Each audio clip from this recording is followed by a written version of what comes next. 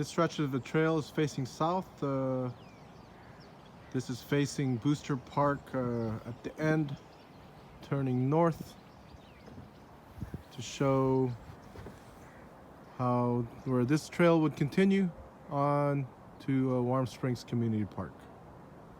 This is a view facing south from Warm Springs Community Park. The proposed trail would extend and tie into the existing park walkway system. I'm turning to face north, where you can see this existing walkway system continuing north and would then terminate at the end of the park. These existing walkways would be improved to meet the required widths for this proposed bike trail.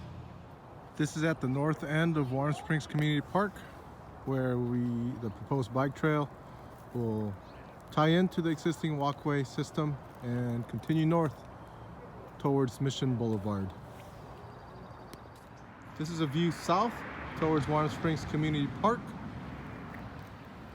Turning north to show the connection to East Warren Boulevard and ultimately to the crossing.